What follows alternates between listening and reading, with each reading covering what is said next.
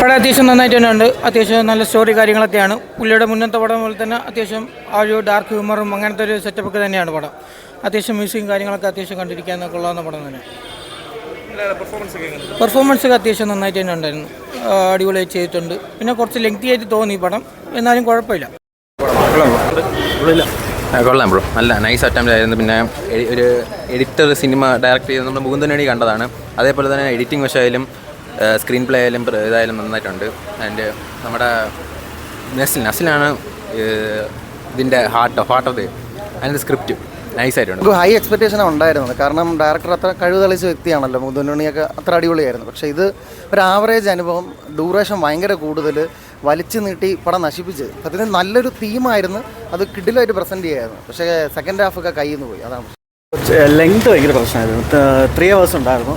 പിന്നെ നമ്മുടെ അഭിനവിൻ്റെ സ്ഥിരം പരിപാടി പിന്നെ നസ്ൽ നന്നായി ചെയ്തിട്ടുണ്ട്. കണ്ടുകൊണ്ടിരിക്കുക ഇത് മറ്റേ ഇഷ്ടപ്പെട്ടോന്ന് ചോദിച്ചാൽ ഈ ലോക പരാജയം എന്നൊക്കെ പറയും, അവർക്ക് വേണ്ടിയിട്ടുള്ളതാണ്. കാരണം ഒരു 5-6 തവണ പരീക്ഷിച്ച് തോറ്റു പോകുന്നവർക്ക് എന്തുകൊണ്ടാണ് അവരത് കാണുന്നത്, അവർക്കുള്ള സിനിമയാണ്. കൊള്ളാം, എനിക്കിഷ്ടപ്പെട്ടു. കൊള്ളാട്ടോ, നൈസ് പടം. ഒരു പക്ക ഒരു ഡാർക്ക് പോലത്തെ ഡാർക്ക് കോമഡി പടമാണ്. ഒരു പക്ക റിയാലിറ്റി കാണിച്ചിട്ടുണ്ട്. സീൻ കൊള്ളാം, നല്ല പടം. നസ്ലിൻ ടോപ്പ്, ഡയറക്ടർ നല്ലതാണ് എടുത്ത് വെച്ചിട്ടുണ്ട്. നമ്മളെ ഫിലിമിൻ്റെ ഓവറോൾ നോക്കുകയാണെങ്കിൽ നമുക്കൊരു ആവറേജ് ലെവലിൽ പോകുന്നുള്ളൂ. പക്ഷേ ഫസ്റ്റ് ഹാഫ് എക്സ്ട്രീം ആയിരുന്നു. ഫസ്റ്റ് ഹാഫ് കിട്ടില്ലായിരുന്നു. സിനിമയ്ക്കുള്ളിലെ പൊളിറ്റിക്സാണ് പച്ചയായിട്ട് ഇതിനകത്ത് പറയുന്നത്. കാരണം ഈ മലയാള സിനിമ എന്ന് പറയുന്ന ആരുടെയും തന്തയുടെ വകയൊന്നുമല്ല, ആർക്കും ഇനീഷ്യേറ്റീവായിട്ട് എടുക്കാൻ പറ്റത്തില്ല. കാരണം നസ്ലിൻ്റെ അഭിനയം ആ ചക്കാന്തി പൊളിച്ച് കേട്ടാ മുത്തേ. കാരണം എന്താ പറയുമ്പോൾ മലയാള സിനിമയിലെ ഒരു പുത്തൻ താരോദയം, അതിന് സംശയമൊന്നുമില്ല. മലയാള സിനിമ നമുക്കിനി എത്രത്തോളം കാലഘട്ടത്തിൽ പോയാലും അതിന് വേണ്ട ഒരു കൂട്ടം മുതൽക്കൂട്ടുകൾ മലയാള സിനിമയിൽ വിടർന്നു വരികയാണ്. അതിലൊരു പുത്തൻ താരോദയമാണ് പ്രേമലു എന്ന സിനിമയിലൂടെ, അങ്ങനെ ഒത്തിരി സിനിമയിൽ ലോകയിലൂടെ ഒക്കെ നമുക്ക് ഫെമിലിയർ ആയിട്ടുള്ള മലയാള സിനിമയിലെ ഒരു പുത്തൻ താരോദയം. പക്ഷേ പടം ഫസ്റ്റ് ഹാഫ് വരെ നമുക്ക് എക്സ്ട്രീം ലെവലാണ്. സിനിമയ്ക്കുള്ളിലെ പൊളിറ്റിക്സാണ് പറയുന്നത്. സെക്കൻഡ് ഹാഫോടെ നമ്മൾ പ്രതീക്ഷ എക്സ്പെക്റ്റേഷൻ കിട്ടിയിട്ടില്ല. സർ എന്തായാലും നമുക്കൊരു മസ്റ്റ് വാച്ച് കാണാൻ പറ്റുന്നൊരു ഫിലിം തന്നെയാണ്. ബട്ട് സെക്കൻഡ് ഹാഫ് എടുത്ത് പറയണ ഒരു ആവറേജ് ലെവലിൽ പോകുന്നുണ്ട്.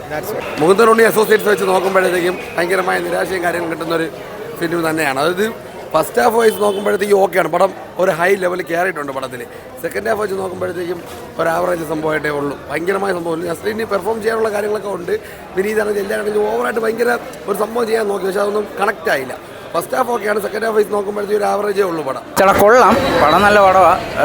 ആ മുകുന്ദനുണ്ണി അസോസിയേറ്റ്സിൻ്റെ അത്രയൊരു സാധനം ഇതിൻ്റെ അകത്ത് വന്നിട്ടില്ല എന്നല്ല, അതേ ടോണിൽ പിടിച്ചാൽ ഇത് വേറൊരു സോണിൽ പോകുന്നൊരു സിനിമയാണ്. അപ്പം കുറച്ചുകൂടെ സട്ടിലായിട്ട് നസ്ലിം വളരെ പ്ലാൻഡ് ആയിട്ട് ചെയ്തേക്കുന്ന ഒരു ക്യാരക്ടറാണ്.